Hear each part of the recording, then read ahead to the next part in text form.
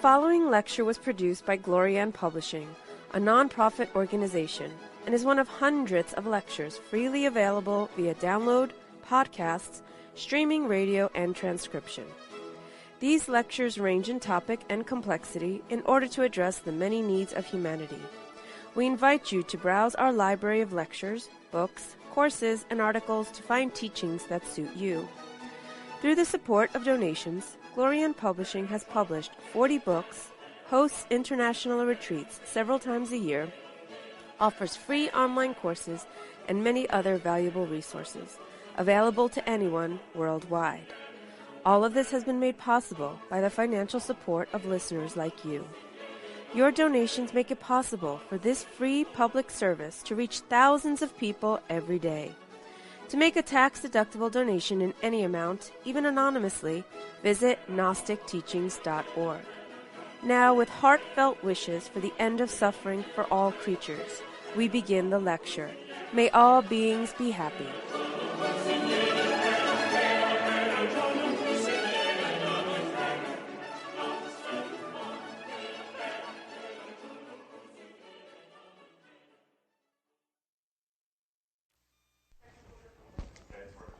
All right.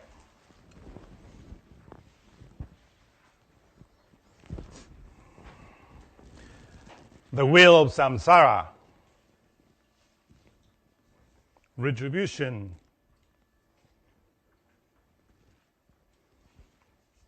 the Arcanum number 10, which is related with the Hebrew letter Yod. We are arriving at the very bottom of the tree of life, according with the 10 Sephiroth, which is a Sephirah Malkut, the kingdom, which in relation with the four worlds of Kabbalah, four manifested worlds, is the world of Asya, the world of matter in action.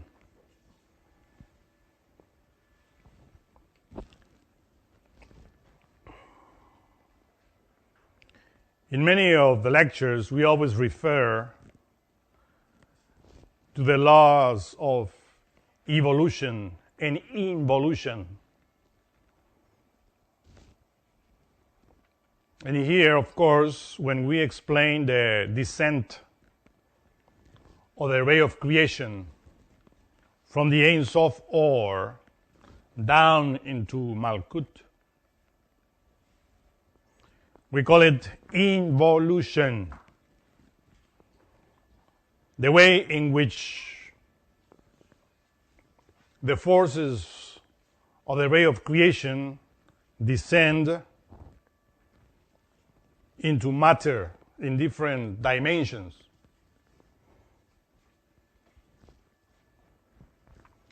To finally arrive to the three-dimensional world, which is the world in which we live.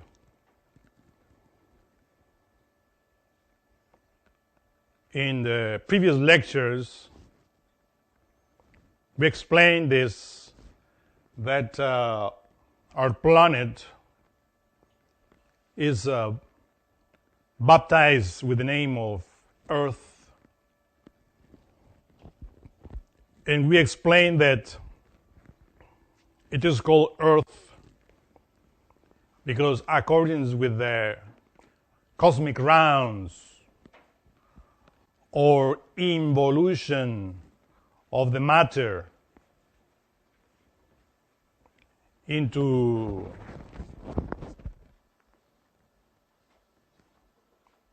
the different dimensions to finally arrive to the three-dimensional world,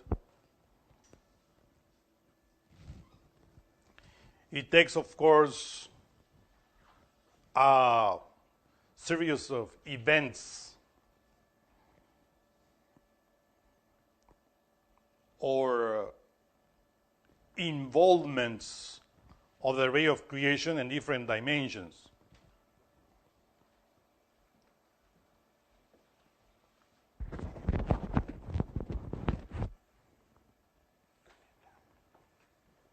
What?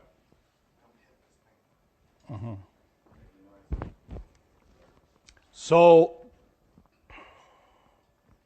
we said in other lectures that in Kabbalah, we talk about the three main letters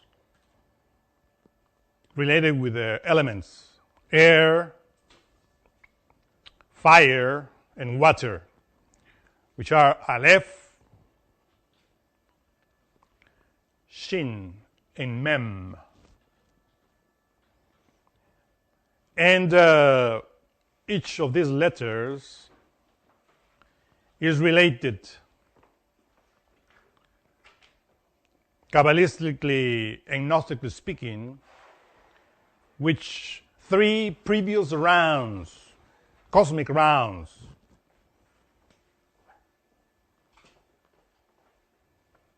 The first round, which was related with the letter Aleph. The second round, which was related with the letter Shin. The third, related with the letter Mem. In other words, air, fire, water. Because now we are in the fourth round, or fourth manifestation, we will say, of matter in this three-dimensional world, which is the terrestrial round. And that's why the planet Earth is called Earth. But it is the outcome of these three previous manifestations, according to the involution of the ray of creation, to finally arrive at this level in which we are. From here, we have to go up into the higher dimensions. And that is the involvement of the spirit into the matter in order to acquire knowledge, gnosis, in order to acquire knowledge of itself, because that is the objective of creation, to awake and to acquire knowledge of itself. The spirit itself, that in Kabbalah, in Hebrew, is called Elohim, of course, is a plural name which means gods and goddesses, attributes. And each one of us has his own particular individual Elohim. So then, this Elohim acquired knowledge to the different rounds in order to return into the absolute, which is the unknowable city. When we talk about the absolute, which is beyond Keter, the crown, we find there, as you see in the tree of life in this picture, the Ein Sof, and the Ein Sof Or, the three aspects of the unknowable divine. This unknowable divine is a city. Behold here that we are not saying deity, because deity is that word which is related to the manifested Elohim. But city is that which is unknowable, is not a deity, has no form, is related with the abstract absolute space. This is precisely what in Gnosticism we state Moses refers at Elohim. Elohim is the origin of Elohim. In Buddhism, Elohim received the name of Adi Buddha, and Elohim received the name of Buddha. So here we find, of course, that from Adi Buddha emerges Buddha. from Elohim emerges Elohim and descends into the tree of life in order to manifest itself in different levels in every sephirah. But this is, of course, what we call the multiple perfect unity. When arriving at the level of Malkut, we have to study then how this ray of creation manifests, especially in this fourth round in which we are right now, especially in our terrestrial round, which the book of Genesis, written by Moses, explains in different steps. Because Genesis itself is a book of Kabbalah and Alchemy. That's why in the beginning, in Genesis, Moses refers to two trees. The tree of life, which is this, 10 Sephiroth, along with the 22 letters given by the angel Metatron. And the tree of knowledge of good and evil, which is that, the Sephirah of mystery, which means knowledge in Hebrew, which is gnosis in Greek.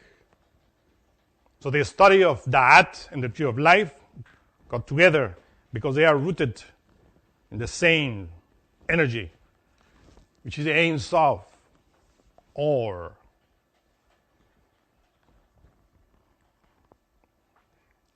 the limitless light. This Ein Sof, or, it is necessary to state here, that is called in Latin Lucifer, which means carrier of light, or barrier of light. Is that light that starts from above and goes down into the very ninth sphere in the center of the earth, that in the previous lecture the former speaker referred to it in wild detail. So that Ein Sof, or, which is unknowable, become knowable through one dot, which is precisely here in this letter, or this card of the 10, which is the letter Yod. The Yod is precisely that dot, which is Keter, the crown. And in the meaning of that word, Yod, Hebrew, Kabbalistic word, you find the explanation of how that Yod develops and comes down into the matter. Because the letter Yod is written with Yod, Vav, and Dalet, which letters were already explained in previous lectures. So the Yod is the dot that emerges from the unknowable and extends in the tree of life with the letter Vav to finally arrive at Dalet, which is the outcome of evolution, or the objective, which is the terrestrial man. Because in Malkut, we find, of course, the philosophical earth, not only the planet Earth, but the philosophical earth. And that philosophical earth is the human being itself, the terrestrial man. So when you read earth in the Bible, sometimes it is referred to the planet itself and to the terrestrial man itself, the human being that lives in this three-dimensional world. Because in the level in which we are right now, we will say, according to evolution, that's the summit of evolution. Because remember that the ray of creation descends into the planet and start to evolve, to mean to return into its own source. Mechanically, it does it through the mineral kingdom, plant kingdom, animal kingdom, to finally arrive at the human kingdom.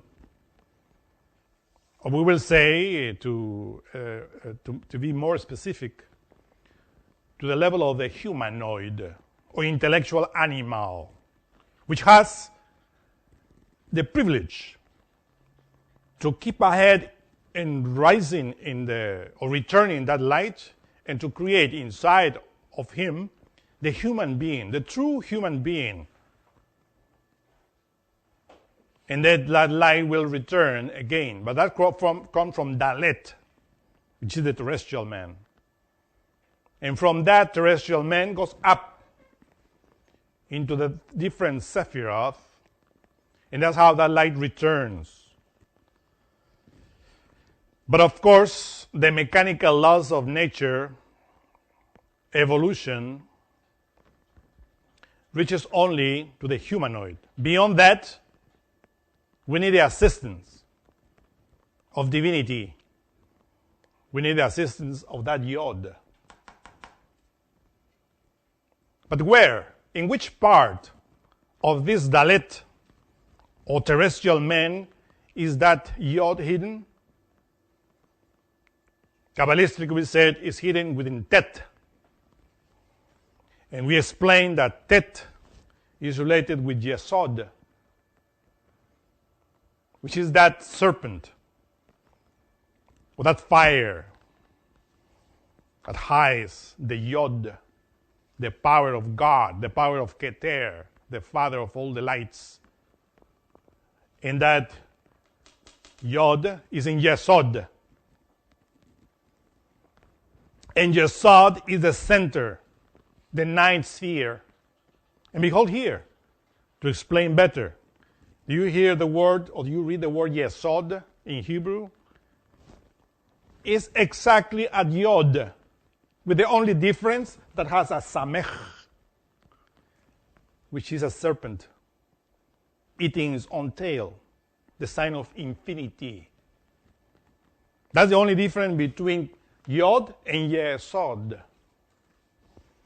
So this is how Yod, the word Yod, is hidden within Samech, the sign of the infinite. And that's why it is written that the symbol of Keter is a circle with a dot in the middle, which explains Yesod and Keter at the same time. And explains also how Malkut is related with the number 10.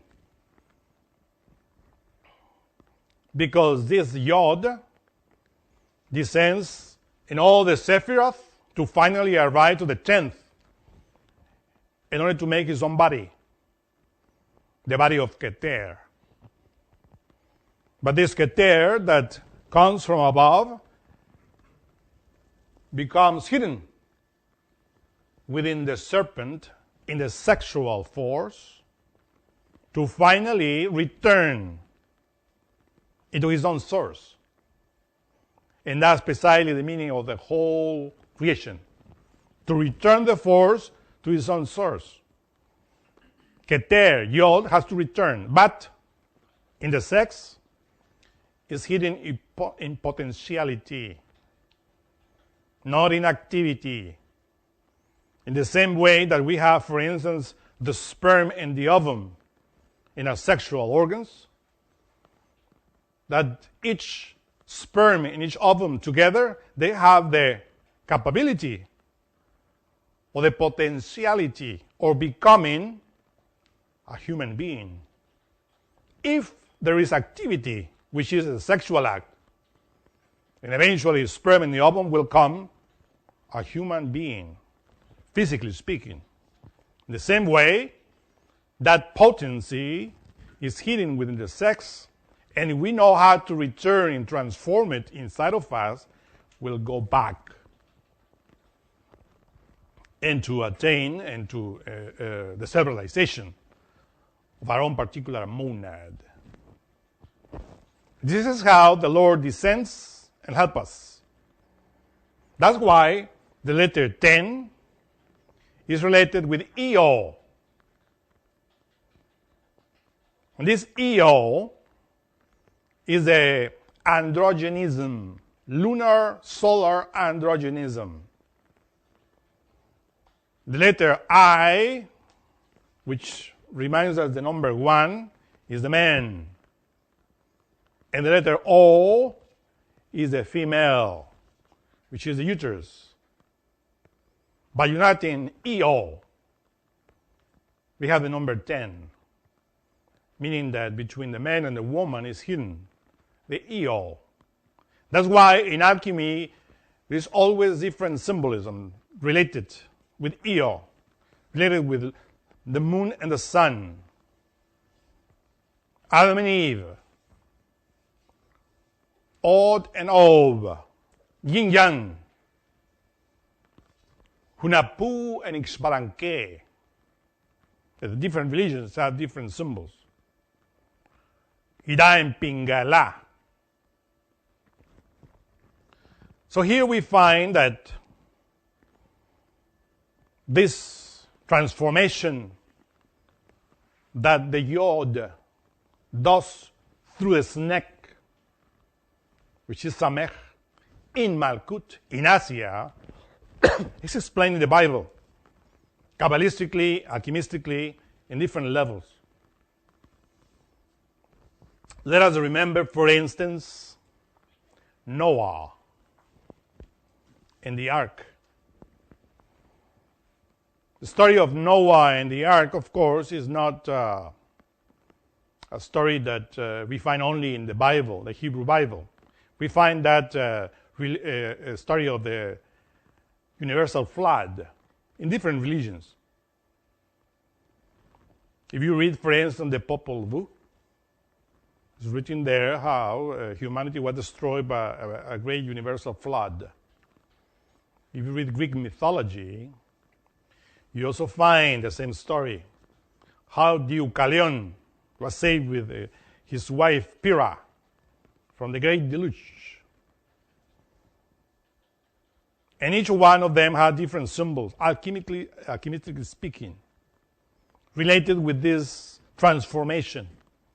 So when you read the story of Noah and his ark, this is a transformation that the couple has to pass when they know the Arcanum, the Ark of the Covenant, which is a secret of alchemy. Many people in different times, different epochs, they're trying to find the famous Ark of Noah in Asia. But obviously, that ark, they never find, because that is a symbol. Such an ark, as is written literally in Genesis, never existed physically. It's a symbol. But people, of course, that ignore the symbols of alchemy and Kabbalah, they think that was really an ark. Let us remember that at that age, when that supposed ark was built, physically, there were in the earth dinosaurs.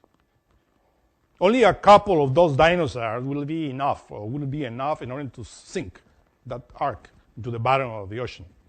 Only a couple of them. What about a couple of all the rest of the animals? So we have to study, of course, Kabbalistically that thing, but this lecture is not related with it. Just mention it. That universal flood is related with different cataclysms that happened in the Atlantean epoch. The Atlantean civilization, Moses called it Egypt, or to be more specific, Matzarim. This word begins with M and ends with M. Or we will say it begins with Mem and ends with Mem. And between the two Mems, there is a word Tsari, which is that moist or smoked or offering related with the balsam tree, which hides the meaning of Atlantis. Because the Atlantean civilization were children of the mist, which are very clear referred in the opera of Wagner, the Ring of the Nibelungen, or the Ring of the Children of the Mist, which were the Atlanteans, because their atmosphere were more aqueous, related with water, aqueous. You understand? More watery. Because the planet at that time was, of course, in constant transformation. It is said that the steam of the atmosphere of the Atlantean civilization was going up because of the heat of the fires of the planet in the center. But when they were touching the cold space, they were returning into the ground. And this is how that civilization, the Atlantean civilization, they didn't have the same kind of atmosphere that we have here, very clear.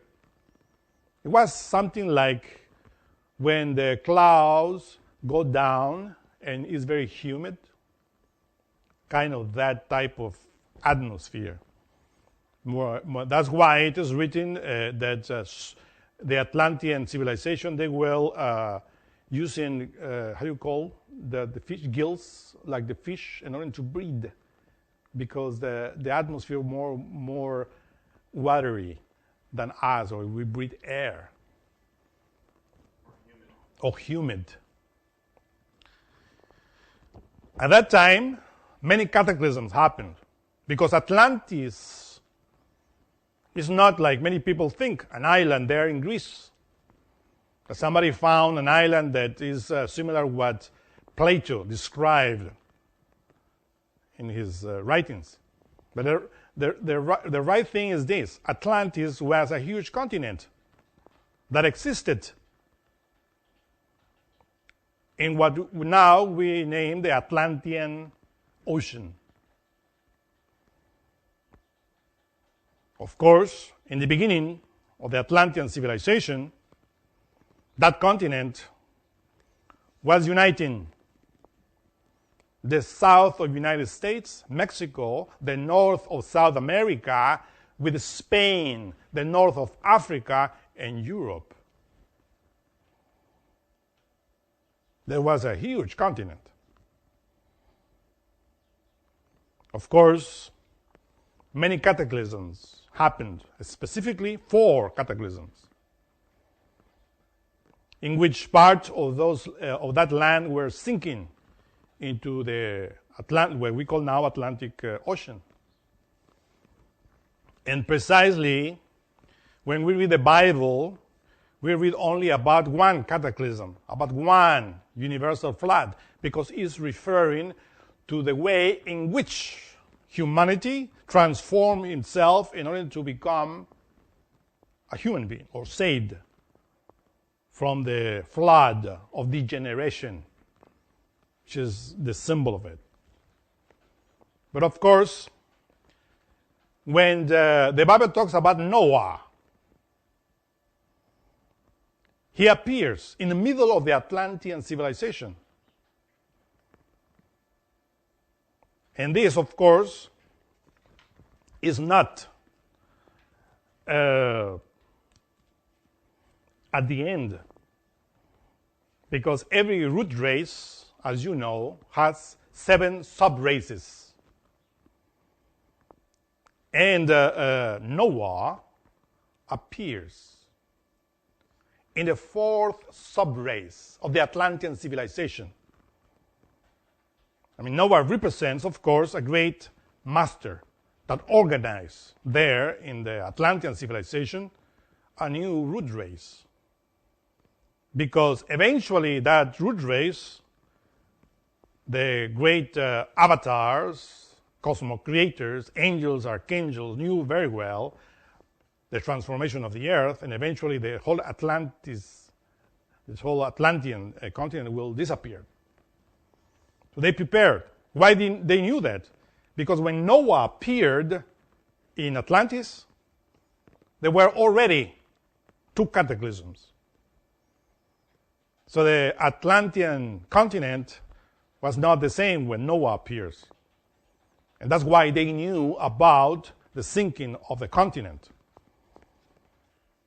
The last event of the sinking of that Atlantean continent into the waters of the Atlantic Ocean is written symbolically, alchemically, Kabbalistically in the departure of Moses with all the Israelites from Egypt.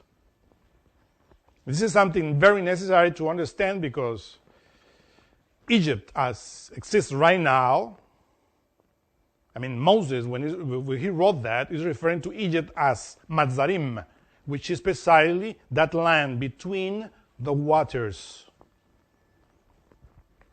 Of course, Egypt, as we know it right now, we know very well that existed close to the Nile at that time, but symbolically in different books.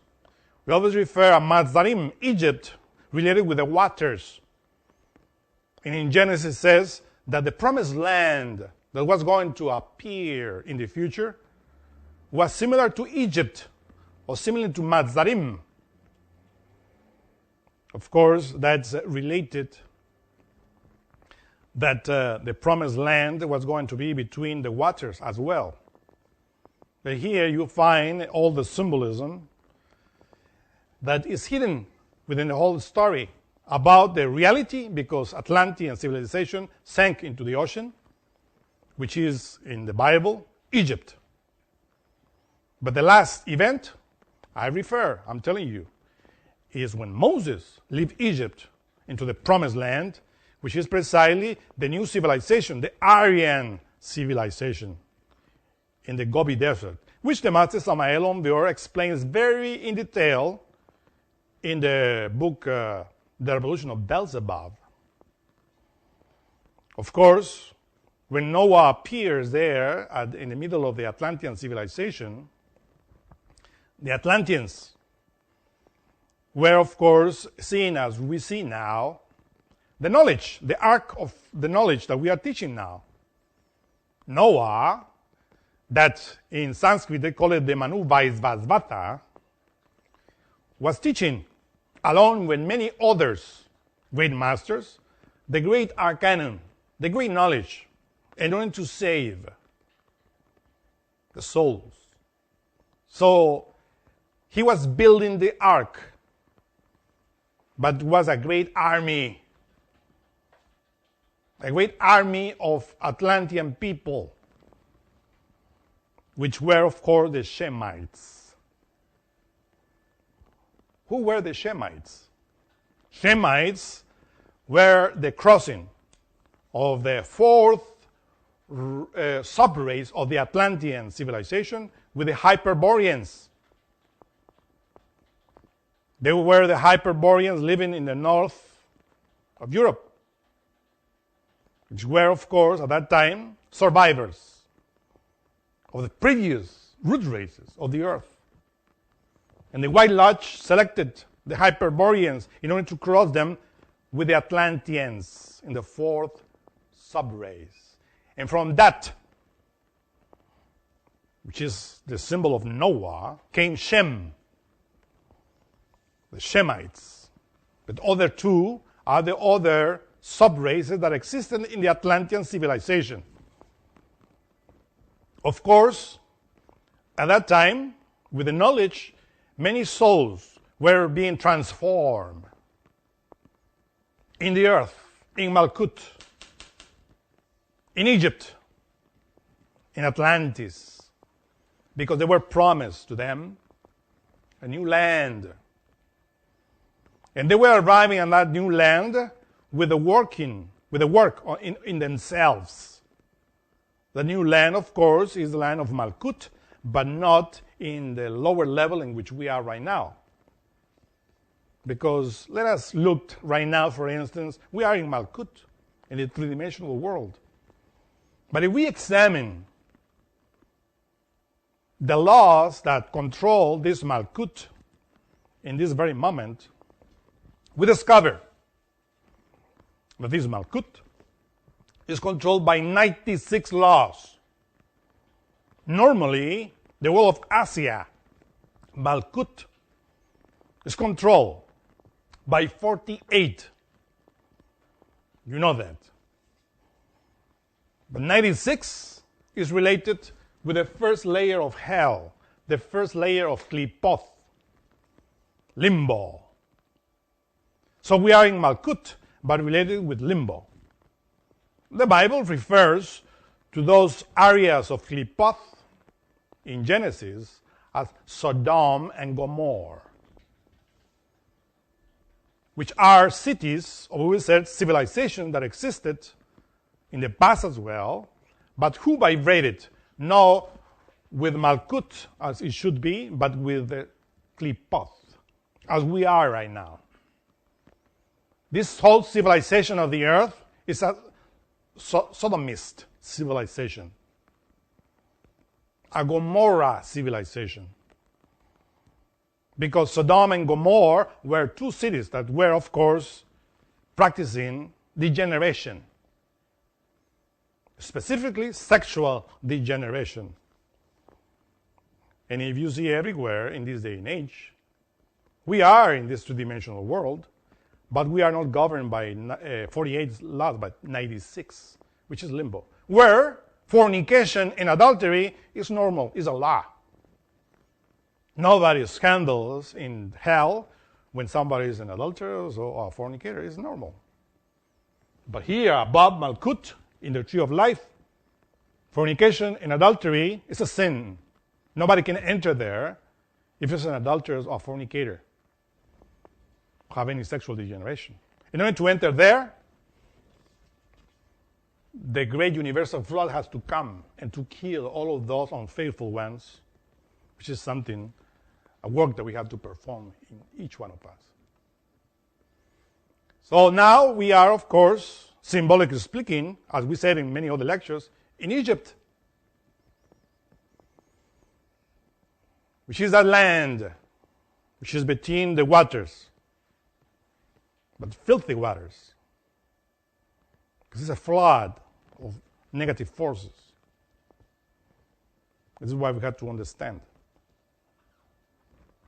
Remember that it's written that in the time of Noah, when he saved himself with his family, which means with the Salvation Army that he formed in the Atlantean civilization, because through the ark he formed it, when he arrived at the valley of Shinar, or we will say at the Mount Ararat, which is something symbolic related with Keter.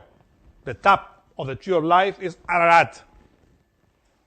Top of the head is where the energies had to rise, to go up in order to be saved, esoterically speaking.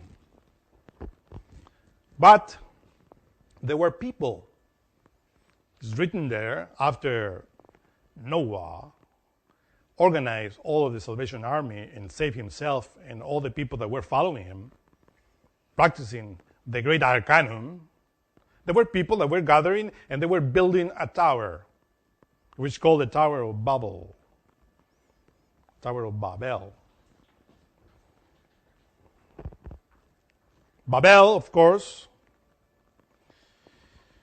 is the way in which people try to save themselves in the wrong way,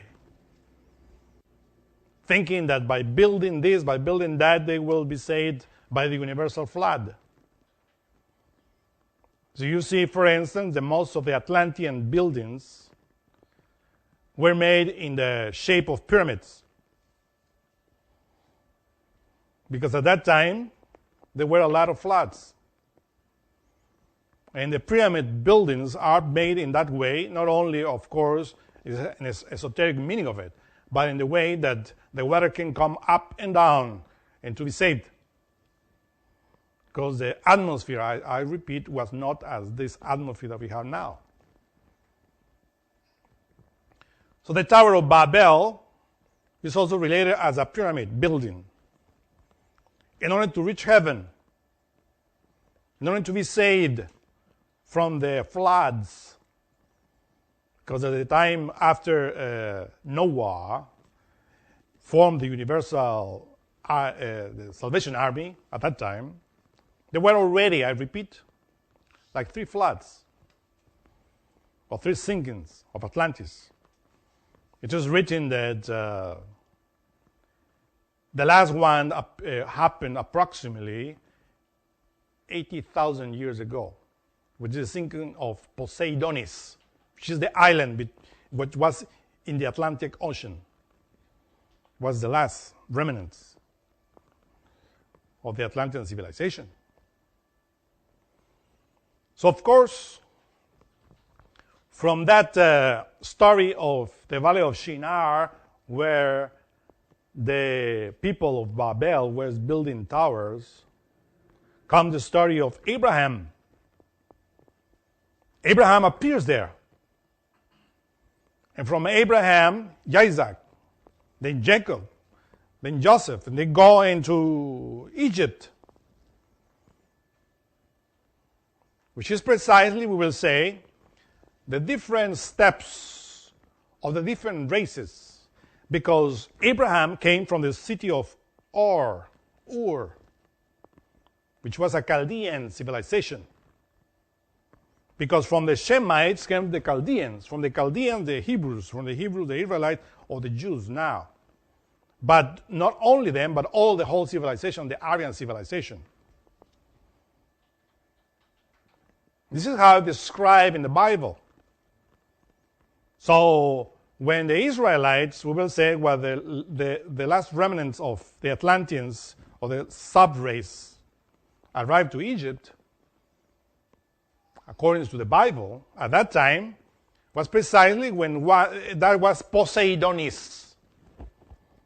Matzarim, we will say, in which Moses arrived and takes people into the Gobi Desert. Not only him, but other great avatars, other great messengers that were guiding forces at that time in Malkut, in order to form the present civilization. So have you see there the story written in the Bible about the universal flood has to be read related with 4 great floods. Because Noah in the ark is related with the 3rd flood, in which the people were being organized and forming the root for the next root race, which is our present Aryan race.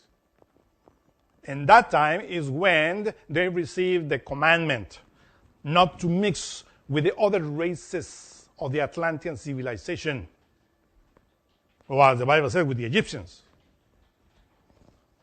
So the Shemites were not crossing themselves with the other Atlantean sub-races, or the Shemites. But when the last universal flood came and they emigrated to Europe, or what we say specifically to Asia, to the Gobi Desert, then they were commanded to cross themselves with the different survivors in order to form the Aryan race. And this is how the story of the Bible talks. which of course has also a Kabbalistic meaning of Abraham, Isaac, because in every step, as you see, you find that Abraham has a son, with an Egyptian slave, Agar, which is the duality there of the doctrine. Then, when Abraham has a son, which was named Isaac, which is a symbol of the spinal column, the fire that rises there, Isaac had two children, Jacob and Esau. You see the duality then there, which is Kabbalistically speaking, of course, in the tree of life.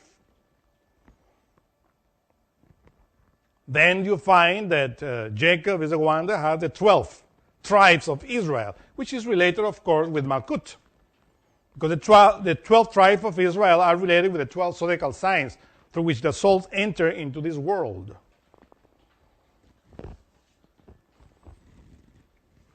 At that time, that's why when you read the Bible refers at the world of Malkut at Matzarim. Because Matzarim, Egypt, was at that time the civilization that governed the whole planet, which was the Atlantean civilization. It is necessary to understand that in order to stop referring as Egypt, whatever, as we know it in this Aryan race. Because then is a lot of controversy about the meaning of it, or the origin, or what the Bible says in relation with it. What the Bible states in Genesis is in relation with many sub-races, many root races in the past. Evolution and involution of forces.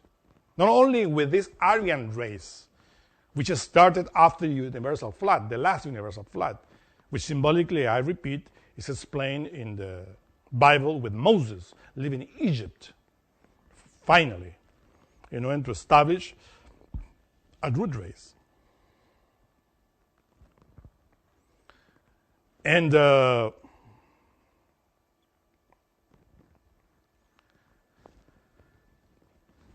Malkut, which is precisely the Sephira related with the 10th card.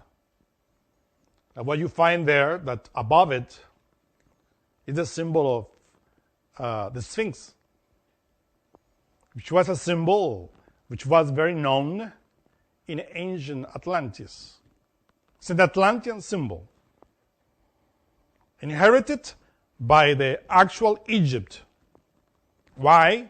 Because Egypt was one of the cities, or we will say one of the areas that belonged to Atlantis. There were some lands of Atlantis that didn't sink. Egypt was one of them. Spain was one of them. Mexico was one of them. And that's why you find the similitude between Egypt and Mexico, and really with pyramids. But Spain, for instance, is part of Atlantis. So that's why if you want to find remnants from the cities of Atlantis, you will find it there in the very bottom of the oceans of Portugal and Spain. Because Spain itself, I repeat. And that's why the so-called gypsies are, for instance, the remnants, of course, I said, of the Egyptians, which are everywhere.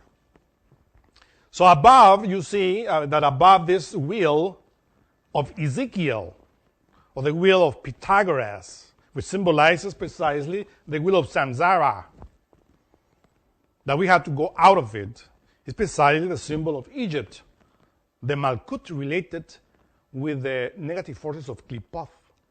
And in order to go out of there, we have to work with the Sphinx. The Sphinx, of course, is the symbol of the four elements that express through the power of the staff or the sword, which is between the two paws of the Sphinx. When you study the Wheel of Ezekiel, you find that Ezekiel describes the four creatures Hayot HaKadosh, which are precisely where the letter Yod or the forces of Keter work.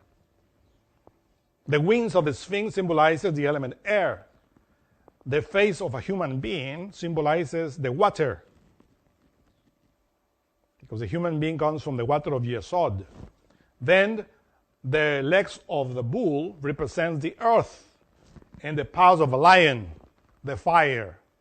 Those are the four elements.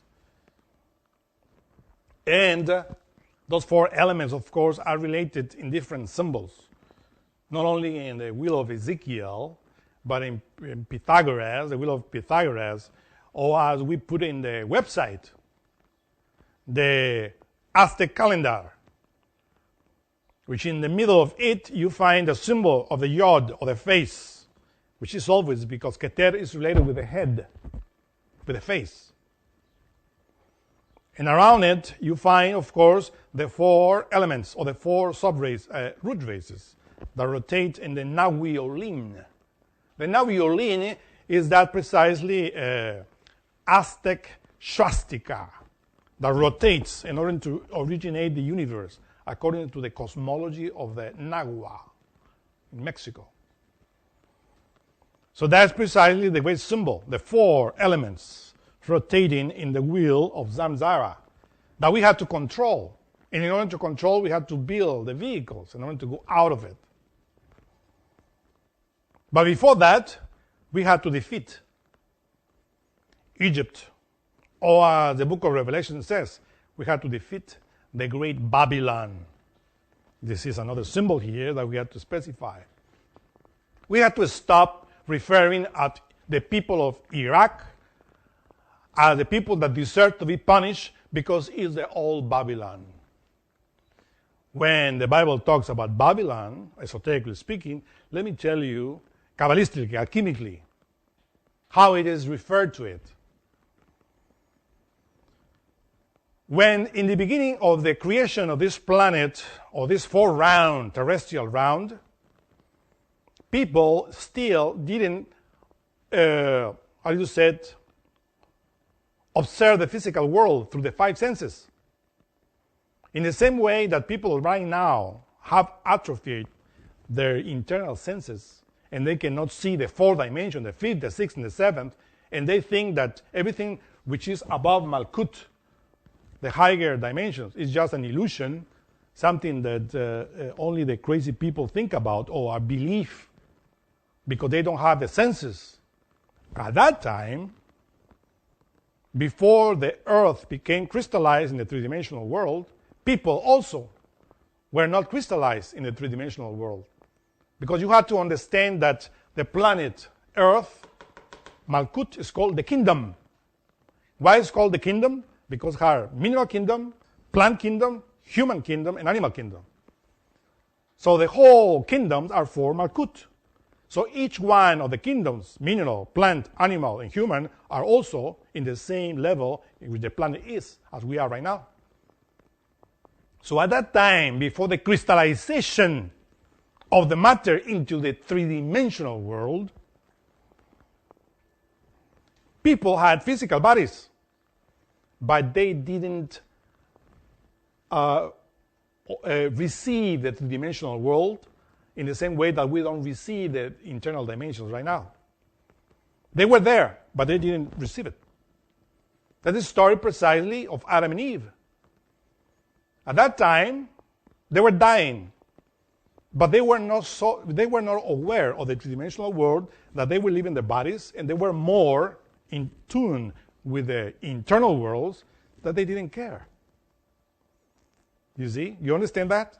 Do you follow me?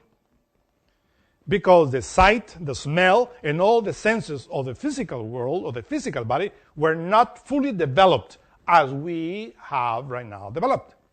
Now we perceive the physical world complete. We will say more or less complete, because there are some things that we don't see in this three-dimensional world that they are obvious. But at that time, Adam and Eve, who were the symbol of the Lemurian continent, in which the earth started to crystallize in a two-dimensional world.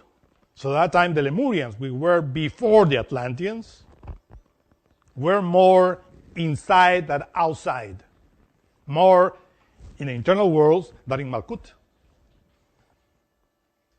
And that's why they didn't care. I mean, they were not so concerned with death. Then, the great cosmos creators were concerned with it. Because little by little, Lemurians were aware that they had to develop the physical senses in order to be aware of the three-dimensional world according to the law of involution, the descension of the ray of creation. And what happened? That many discovered that finally the planet was reaching the bottom of the apex of the rounds, finally. And eventually it has to go up in order to return the energy. But those monads that will not do that, they will be identified with the physical world, and therefore they will be in the wheel of samsara, identify and will go down in devolution, and again in evolution again, and evolution, as you know, the wheel of samsara. So they were saying, why are we in this level right now? Eventually we will see the physical world, but we don't want. It's better if we disappear, we don't exist, because now we are reaching the very bottom. And if we don't succeed in returning into the higher levels, we will be lost in Klipoth. And that's precisely the meaning that says that many want trying to commit suicide, because for there the physical body was nothing. They were more in tune with the internal worlds.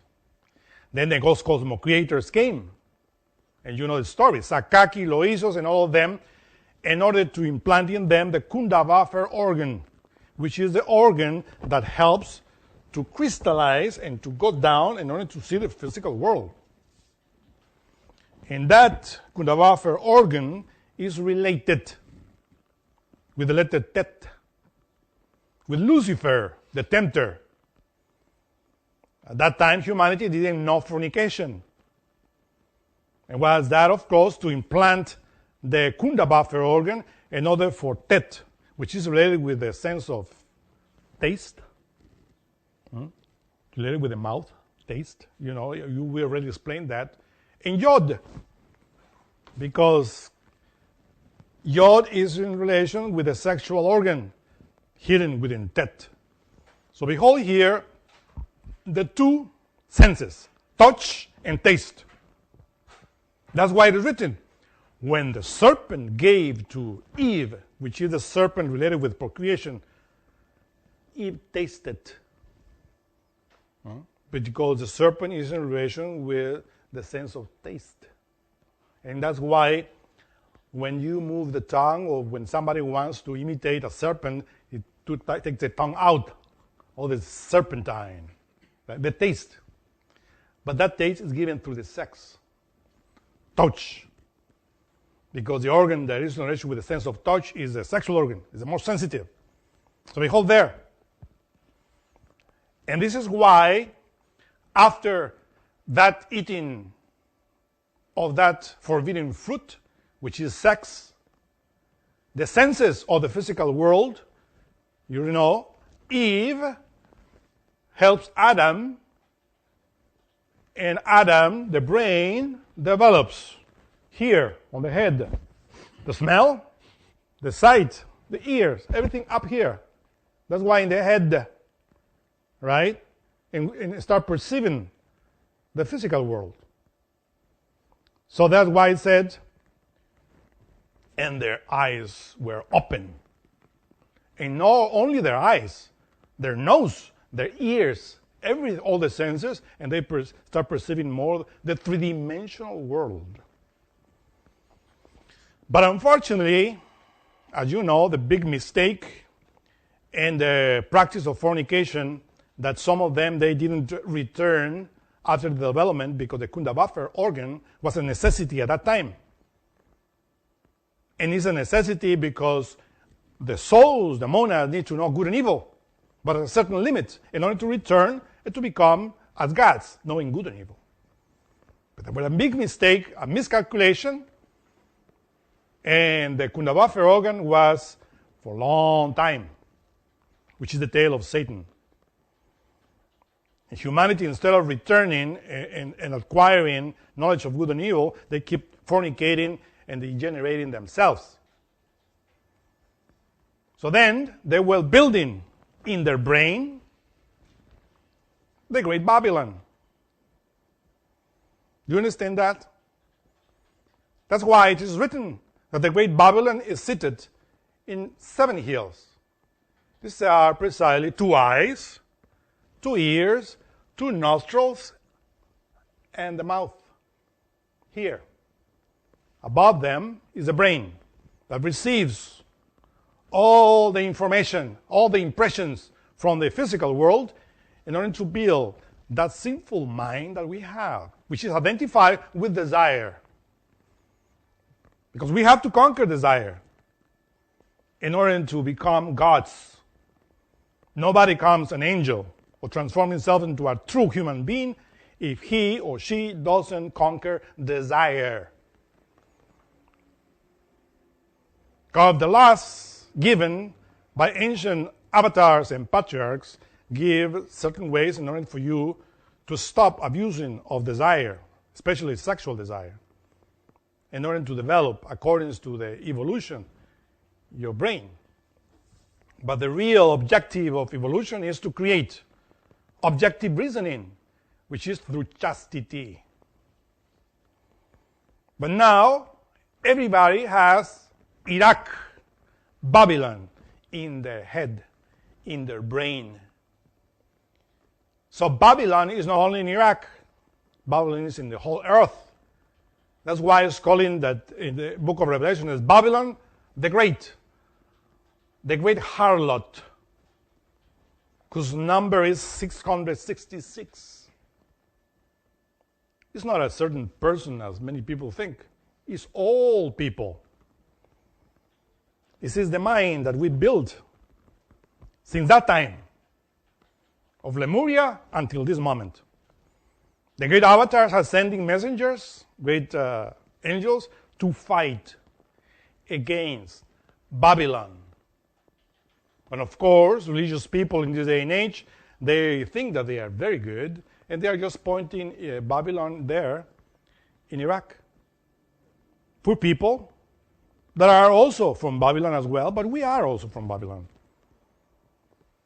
Meanwhile, Eden, that garden that is written in the Bible, symbolically, it is written that was between the Euphrates and the Tigris, the rivers in Asia, that in Iraq. So how come Eden is also there? It's a symbol that we have to understand and comprehend. And of course, in other lecture we say, well, the 7 hills upon which the great whore is seated are the 7 capital sins. Yes, of course. Beginning with lust, without origin, the origin, you see, I'm telling you, the touch and taste of the serpent giving you lust. And from there come the other senses developed through which we feed pride, anger, greed, gluttony, laziness, which is the outcome of the wrong transformation of impressions. The outcome of desire, which is fed always through the 5 senses.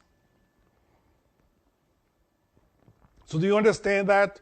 Do you follow what I'm explaining here? Because it's related precisely with the creation, the way of creation in Malkut, the way in which evolution and involution transform the forces in different rounds in order for the monad to acquire mastery. Because our monad, our own particular individual Jehovah, our own particular Elohim, because each one of us has his own particular Jehovah. There is not one Jehovah. There are many Jehovahs as people in the earth. There are many Elohim as people in the earth. But they need to conquer. They need to conquer the earth. They need to conquer Matzarim. That's why it's written that when Moses, which was a great avatar at that time, when going go into the world of Atzilus, appears before him, Keter. But hidden in the burning bush, which is Da'at, because this is how he expresses. And what is your name? And then his particular individual Elohim said to him, Eheye Asher Eheye. Translation is, I am the one that am. Not as the Bible says, I am the one that I am. I am the one that I am, because I am not that. He is the one that is. He sent to the people, and he sends Moses to Matzarim, which is between the waters. At that time, Poseidonis, Atlantis. Because precisely the great civilization of that moment was in Kali Yuga. You know very well that every root race has 4 yugas. And Kali Yuga is the last yuga, where the people degenerate. So Atlantic civilization in the beginning was, of course, beautiful. But in the time of Moses was the Kali Yuga. And all the great symbols and religions of Egypt were degenerated already. Nonetheless, Moses studied in Egypt, meaning he nourished himself with the doctrine of the Atlanteans, which is a pure Kabbalah. Because now let me tell you another thing. The Atlanteans and the Mayans are the same as well. Mayans and Atlanteans, no difference. It's just a matter of language. So that Kabbalah, he nourished himself with Kabbalah there, because all the symbols that Moses used are Egyptian symbols. Of course, if you study those symbols in the dead letter, you don't find similitude. But when you go deep down into the symbol of the Egyptians, this is Moses. This is the whole doctrine there. But apply in different way, according to his own knowledge. Because he was one of the founders. He was the first one that wrote the story of this Aryan race, and it's written in the Bible. And that book is called Genesis. And the last one that wrote according to this transformation was John the Divine, the book of Revelation, which is a Kabbalistic book related with the same thing. Now, as repeating the same words of Moses, we have to go out of Matzarim. We have to go out of Babylon the Great. But that is not, of course, outside of us. It's inside of us. And the only one that can take us out of there is Keter, the Yod. Because he is the one that nothing is moving into the wheel of Samsara without the will of Yod, Keter, without the will of the Father. That's his law. And that's why he controls the law. The Pharaoh, they say. But it's a symbol. The minister, which is the ego, of course, inside of us. It's that intellect that we have. That's the Pharaoh. He has to come there and to transform, to teach us. And then we have to defeat the Pharaoh by doing the 10 wonders that Moses did. Because if you read the wonders that Moses did before leaving Matzarim, Egypt, Malkut, he did 10. Related with the tree of life. And that's why Yod is in relation with the touch, with the hand that touches. Do you remember in this moment, for instance, Michelangelo? He painted how God was making Adam. And if you trace a sign of the infinite between God and Adam in the Sistine Chapel, you will find the Holy Eight. And that's precisely the symbol of how the Yod creates, because it's two hands touching. One that gives and the other that receives. But this God of Michelangelo is not by himself. Michelangelo painted an Elohim. Of course, he's an old man there, but is carried by cherubim, seraphims around him. Do you know? You remember that, right? You see that picture. There are many angels there around. There are many. There's no one. It's Elohim. The only that is one is Adam. So the Elohim are the one that, in that sign of the infinite, create Adam. Because there are many. In other words, that's why it's written that El, God, expresses through the Elohim. And in the middle of the Elohim, he judges. Because every Elohim in itself, every angel, every God, has a spinal column. And Yod, which is a sexual force in Malkut, has to rise in order to make the letter Bab in the spinal column. And this is how the Yod, Keter, is in the middle of the spinal column of the Elohim, the gods and goddesses. And in the middle of them, he judges. Meaning Keter is everywhere and every single god. Whether it is from the Hebrew pantheon, whether for the Hindu pantheon, from the Mayan, Aztec pantheon, from the Egyptian pantheon, Keter, the Yod, is the origin of the fire that gives power in each one of them. But we are fallen Elohim. Or in other words, our own particular monad still needs to work with the Sphinx, which is the symbol of the forces of the elements. It is written that in the temple of the Sphinx, there's a great ordeal that any initiate that enters into that Sphinx, which still exists, let me tell you, but not physically, but in the internal worlds. If you go in the astral plane, you find that temple. And anyone that enters there has to pass the ordeal of the sanctuary. What is that ordeal of sanctuary? That ordeal of a sanctuary encompasses all of the ordeals that you experience during the self-realization.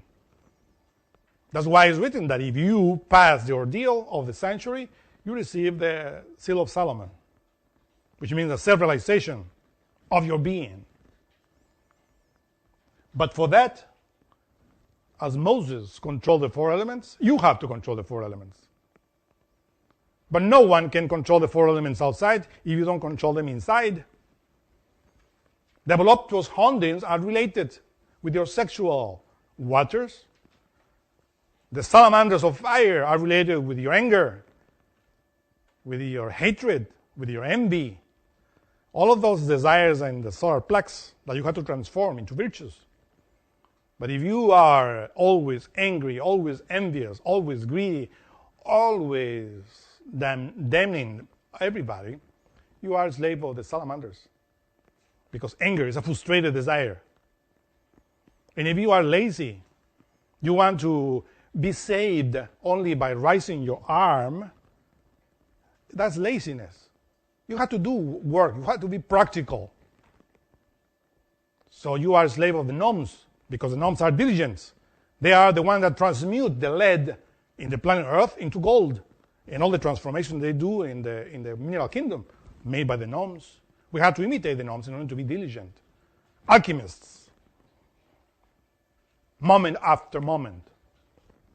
And, of course, we are a slave of Babylon, our own thoughts, our own intellect. We are not controlling the air.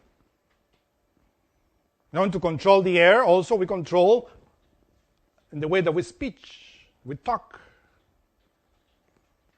Because according to our thoughts is our what we talk. So you realize that the four elements are within. We have to control them. And for that, we need willpower. That willpower is symbolized by the staff in the middle of the path, which could be also a sword. Willpower. And that willpower is also related with Moses. His willpower. But not that selfish willpower that we have here. Because Moses came from Sinai obeying Yod, obeying Keter. Eheye says, go and I will be with you. So everything that Moses did in Mazdarim, in Malkut, in order to liberate the forces of his own consciousness, was thanks to Elohim, his own particular Yod force, which was in the spinal column, which was the serpent, Nahash. So everything that he does is because of the serpent, is because of Yod, is because of Tet. And he succeeds. This is the same that we have to do, to work with. And that is hidden in the Yod. The whole work is hidden in the Eo, the number 10. Do you have questions?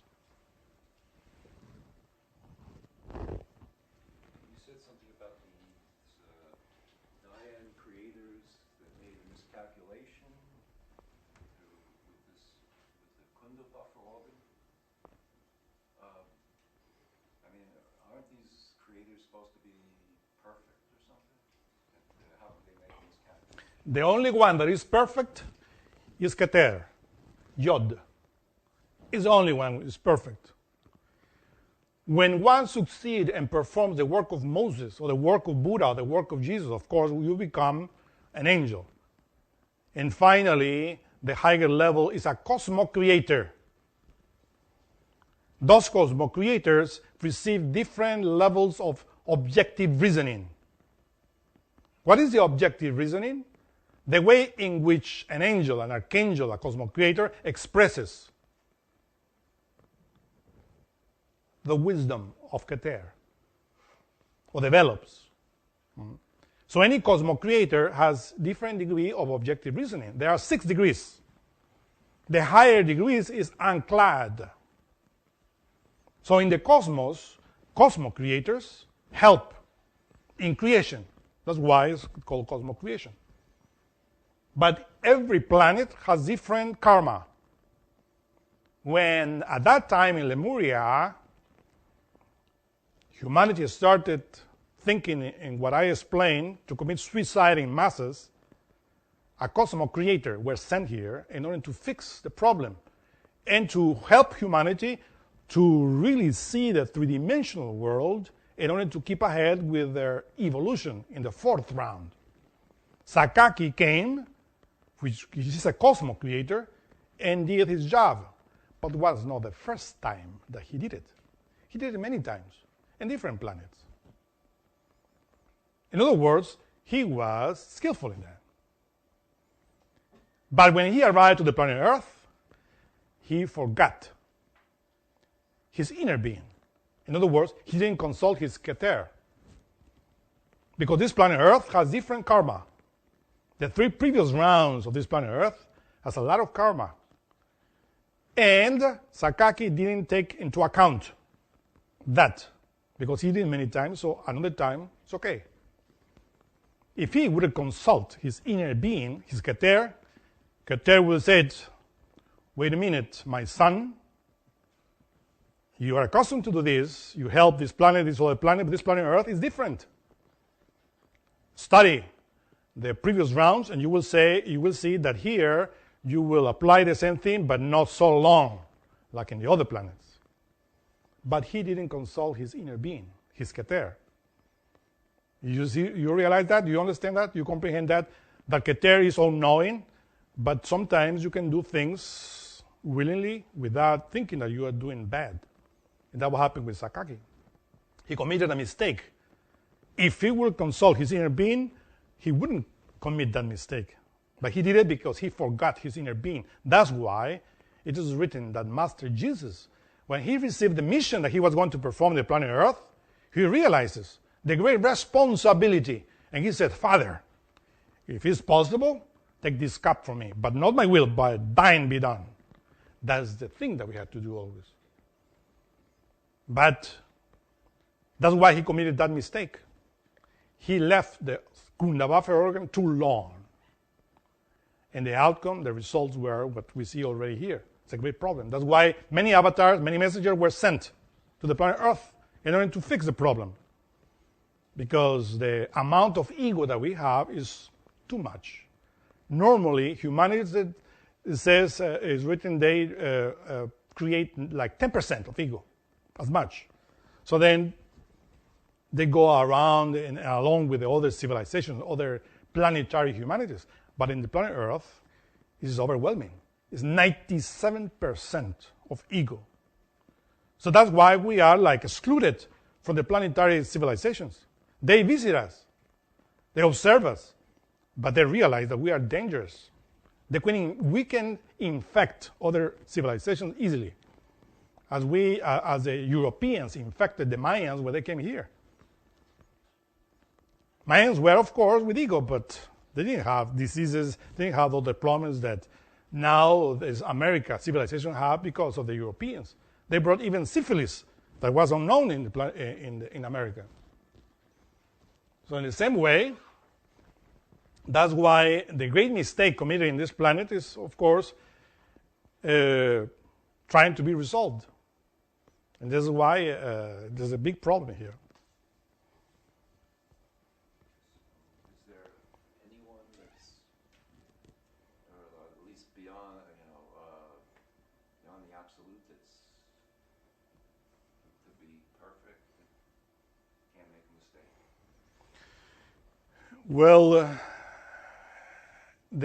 Beyond Keter, of course, is the absolute, which is perfect, right? But as I'm telling you, when you forget that you have a being, and because you are accustomed to do things good, you commit mistakes. Of course, many avatars, and the great messenger that came, that is above all of them, is the Master Jesus, Master Averamento, who is not a cosmos creator. He is a Paramarta Satya. He is already an inhabitant of the aim. And he came, and he's there, still with the earth, because he's still alive. It's a resurrected master, as many other masters. But according to the pyramid of initiates, Jesus is on top. After him, below, is Buddha Sakyamuni, and many others. Yes? Can you explain more about the ordeal of the sanctuary? What does it entail? It takes everything, since you started. What about the ordeal of the sanctuary? Can you explain about it? Yes. The ordeal of the sanctuary begins with public lectures.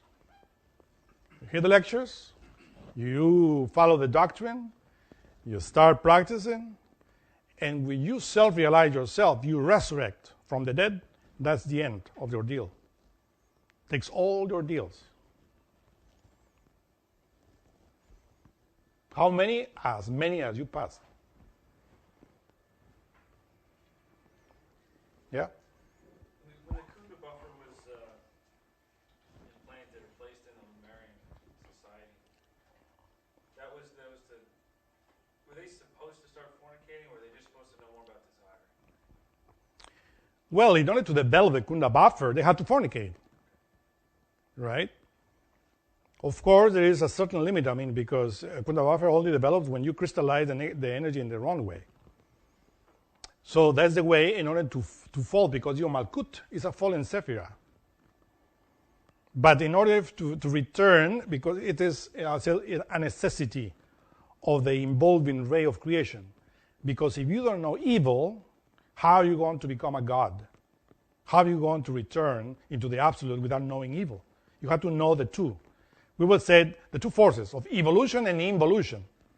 Because good and evil are really two words that are placed in the wrong way. Right? Obviously, other humanities received the Kunda buffer organ, and they obtained the knowledge of good and evil without so much hazard. But here in the planet Earth, still, people like to know more evil, and they worship evil or worship involution. There's a lot of people there that are like in the time of Atlantis as well, and it's precisely because the karma that we have is so heavy that since Lemuria, they sank into Qliphoth. In Atlantis, they sank into Qliphoth. And now, this humanity, the whole humanity is in Qliphoth. We are in Malkut physically, but our psyche belongs to Qliphoth. And we need to make a great revolution, transformation. We have to annihilate and to study the book of Revelation that explains the steps in order to annihilate Babylon the Great, the harlot that we have in the head. And that's the transformation, yeah? When obviously all the animal kingdom adulterates and fornicates, is that their way of crystallizing the lunar bodies? Or The thing is that in any planet needs solar vibrations and lunar vibrations. That's why our four kingdoms. You see, for instance, the plant kingdom, the mineral kingdom, they don't have body of desire. But the body of desire started to develop in the animals. And that body of desire is built by nature in the animals in order to crystallize the lunar vibrations that help the inner layers of the planet to stabilize. When we enter into the human kingdom, we are still animals. A human being doesn't fornicate, doesn't spill the semen. Only an animal does it.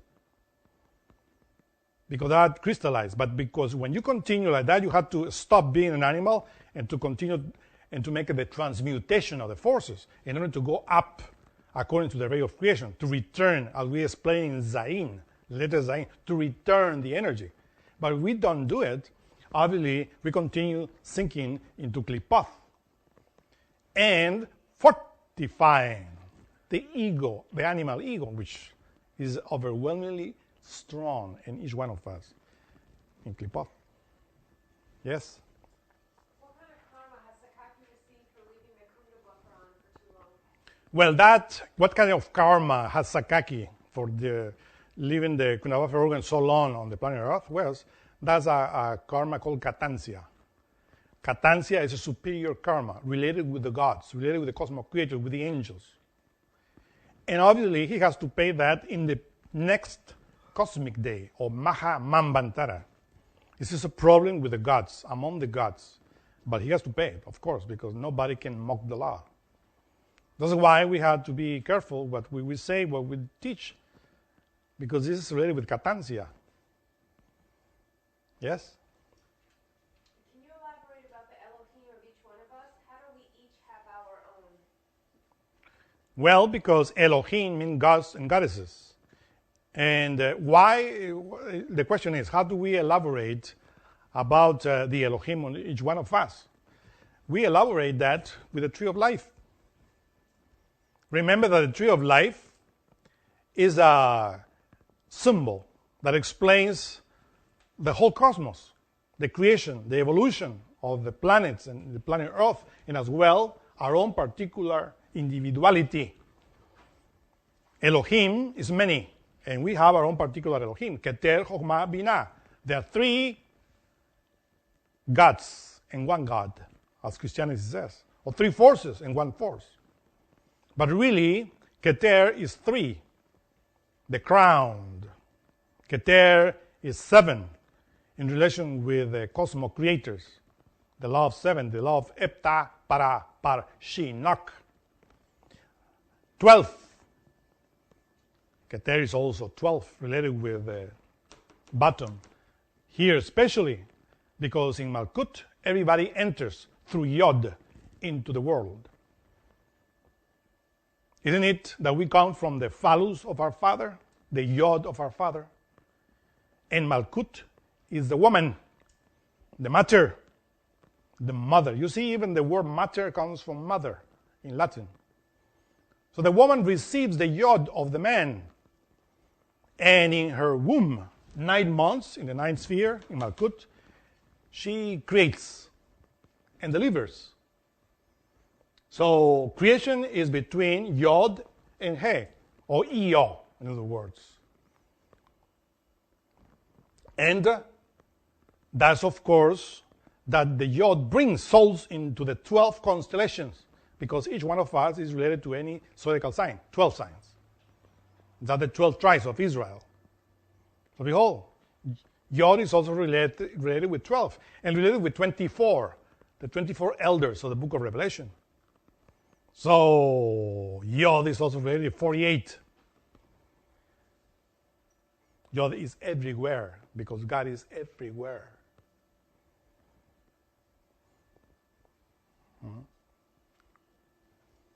In synthesis, we will say everything is in Yod, but in potency. But God, Yod, is in activity in few of his creations. Only those that self-realize Yod. And that is Elohim. Elohim is within and without. Inside and out.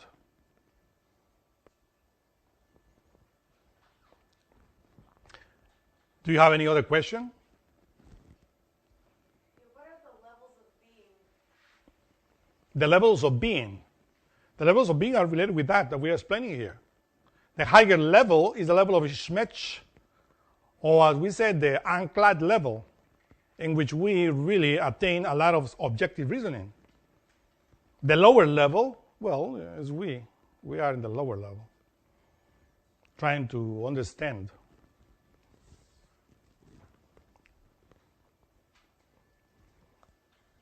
You mentioned that Egypt, Mexico, and Spain are part of Atlantis. What about what comes in between them? I mean, not only is there an Atlantic Ocean, but at least for direction of Egypt would be most of northern Africa. Yeah, at that time, northern Africa was the coast of Atlantis. South Africa was part of it, but not most of the continent of Africa was in the ocean, sinking in the ocean, on the bottom of the ocean. So at the time of Atlantis, Spain was the coast of Atlantis, as well as Egypt, as well as Mexico, were the coast of them. With the sinking of Atlantis, then the land changed. Many lands emerged and formed the great continent of Africa and America as well, because at that time South America was only the north of South America.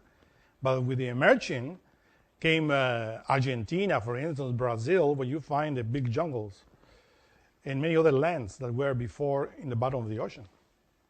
So the geography or the physiognomy of the earth was not the same. It's changing always. They say at the tops of the mountains of Spain you find seashells. Yeah. In the top of the mountains of Spain, you find seashells. And many other places you find with things because of the earth. And as well, not only that those lands were the coast of the great continent, but as well, the axis of the earth were different. What now is poles were equator. And what now is equator were poles. Equator. The equator was the poles, and the poles were the equator. And the Himalayas mountains also you find, you see, those seashells, many sea creatures. Yeah? Regarding control, some control issues, what interested me was when you said that you need to control the elements within you first. Mm-hmm. And some control issues are clear to me because they're very loud. But what about let's say the example of talking that you said. When is that something? Is that a written procedure, or is it something inside you that tells you this is not a good time to talk, or what? How do you? In order, yeah. Control the process? Yeah. The question is, how do we control what we talk, what we say, in order to control ourselves? Well, that implies a lot of meditation, because you have to learn how to hear your intuition. The intuition is the voice of your inner monad, your inner Elohim, your inner Jehovah that is giving you. But for that, you see, for instance, Kabbalah means to receive. You have to learn how to receive the information of your being in order to give it, in order to explain it. And for that, you have to open your heart. And that is by remembering God from moment to moment, from second after second. You see, because God is omnipresent. He's here and now. So that is, God has form and has no form. So then you have to remember that it's within you. Part of that is within you. That's why we said the particles of pain of Keter are within our body, suffering. And that's why Moses is sent to liberate those. But that's willpower that we need in order to exercise that remembrance from moment to moment to our inner God in order to liberate those parts. And by listening to our inner Elohim, by meditating and by awakening the consciousness, is how we learn what to say. The moment in which we have to be silent. The moment in which we have to speak. If you follow that, you know the moment in which you do charity and when you shouldn't do charity. Because God knows everything. Unfortunately, we listen always to Babylon the Great, which is the mind, and makes a mess of everything. So does that mean that time is that component to control time? Time doesn't exist as we understand it. We have to be here and now. Not in the past, not in the future. Here and now. Because God is always there in the present. It's a continuous active of life that enters through your senses, that needs to be transformed. But unfortunately, we are slave of time, which is our mind. We always remember, you see, time is related with traditions, customs, all that we have in the mind. People, for instance, are afraid to enter into the path because they have to renounce their race, their blood, many things. That's why we have in the physical body 2 types of blood. The venom is called, right? Blood, which is the impure blood. Venous is impure blood that is created in the liver. You see, the liver is where we have nefesh, the animal appetites. So there where the blood is created. And this is how we behave animalistically. But thanks to nous, which is in the left ventricle of the heart, which is the atom that obeys the inner God, where the intuition is, purifies the blood by sending the impure blood in the heart to the lungs. And then we purify, but now we have made of the atmosphere a filthy thing, a filthy filter. It's a smog.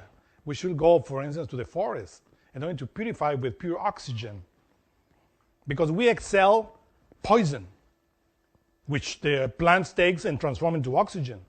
You see, we exhale poison because we are full of poison. And we breathe the oxygen that the plants give. In order to purify the blood. That purification is an action of Aleph, which is the wind, the air, the Ruach. And the blood circulates after that. But we always divide it into impure blood and good blood. So therefore, we have to work in self-realization until the whole blood is purified. And that is only done by the fire, which is, of course, Christ. It's a transformation of alchemy. Yeah? What is the relationship between our Elohim and the cosmos creators? Elohim. No, Elohim, Our Elohim. and the cosmos creators. Well, the cosmos creators are angels or archangels or monads which are in contact, directly in contact with the Ein Sof Or, which is the source of life from the Absolute. Our Elohim is also in contact with the Ein Sof through the cosmos creators. So the Elohim, in other words, our own particular Elohim, belongs to a ray. And that ray is a cosmos creator that is in contact with the same Ein Sof Or. We depend of it. We have, of course, to transform ourselves in order to be directly dependent from the Ein Sof Or. But that implies self-realization of the being. That's a great work. Meanwhile, before reaching that level, we depend of the cosmos creators. We depend on the angels, which are above our Elohim, because all of us are fallen. Any fornicator, his Elohim is a failure. Anyone that self-realizes, his Elohim is a conqueror. The monads of this planet Earth are failures, because most of the people here are fornicators.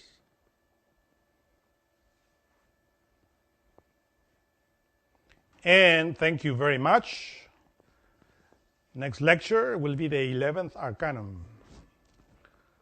Have a nice weekend.